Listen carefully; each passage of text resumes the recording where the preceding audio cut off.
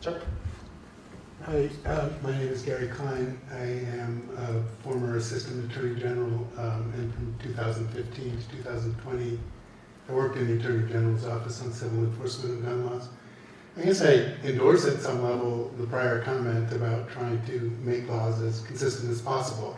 And it seems to me that one of the things we could do, and is most important to do, is to make sure that laws apply in the same way to ghost guns as they do to every other type of gun in the Commonwealth. And I would think that as a gun seller, one would want to see those laws applied to ghost guns, because every sale of a ghost gun by someone who manufactures it improperly is a lost sale to a reputable gun seller who's trying to follow the law.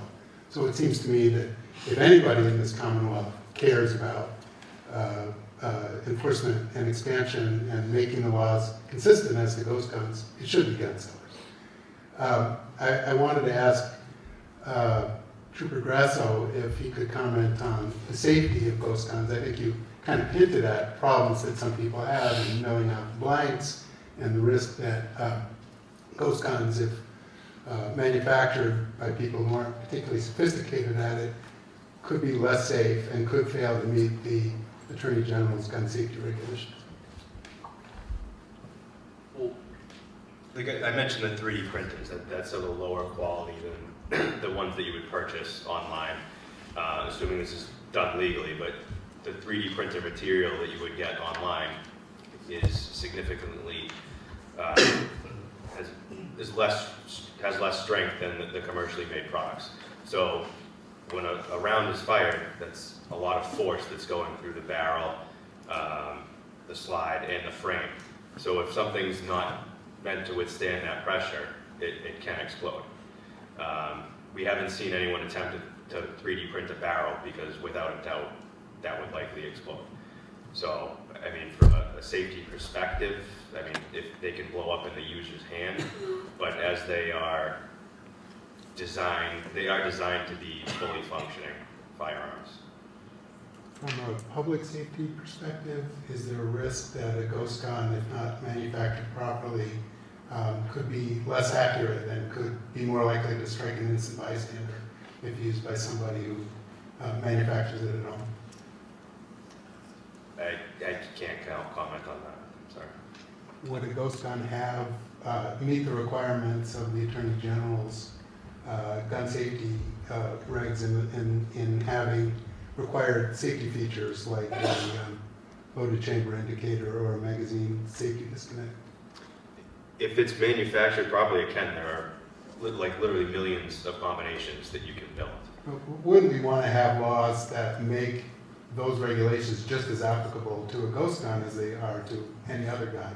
And wouldn't we want to have laws that prevent people from building out their own assault weapon that violates the assault weapons ban as it's currently constituted?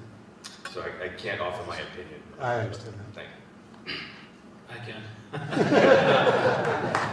Hello, Mr. Klein. Pleasure to meet you. We've exchanged emails before, so it's good to put a face to the name.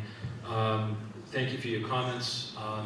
As far as a business owner wanting to see these regulated in that respect, it's not about getting a sale of a gun. It's more about protection of core values of what we think the Second Amendment is. Also, the consumer protections regulations from the Attorney General's office, they're only applied to dealers at the time of transfer. They're not applied to possession. So talking about safeties and strength of metals and things like that, that doesn't make a lick of a difference when it's in a criminal's hand, because that only applies to transfers by dealers. It doesn't apply to home building or possession or something like that. I think there's an important distinction there that we need to point out. Wouldn't we want it to apply in the same way to dealers in ghost guns, people who are manufacturing many ghost guns and selling them outside the normal marketplace? Well, ghost guns aren't typically made for commercial sale, where, consumer-grade firearms are. It's a different community. They're made for commercial sale to people who we don't want to have them. Very specifically for people we don't want to have them. Well, And for that reason, it doesn't make sense to me that you, as a gun seller, wouldn't want those folks regulated in the same way you're regulated, because you want to see the same principles applied to the guy on the street who's functioning as a manufacturer and distributor as applied to you and to the manufacturers that you purchase from. You're correct there in that statement. I think that, illegal manufacturing of firearm, that's a real charge. Well, That should be- isn't that something that should be regulated at a level that it isn't regulated now? Shouldn't we be allowing our state law enforcement officers to charge crimes related to illegal manufacturing of ghost guns? Why should we have to wait for federal authorities to step in? Really, I'm interested in knowing why we wouldn't want to have the same registration tools applicable to ghost guns, the same principles that apply to gun registration across the Commonwealth, so that people who buy a ghost gun can be evaluated and known to law enforcement as owning a gun based on a serial number, so that gun can be traced if it is used in a crime.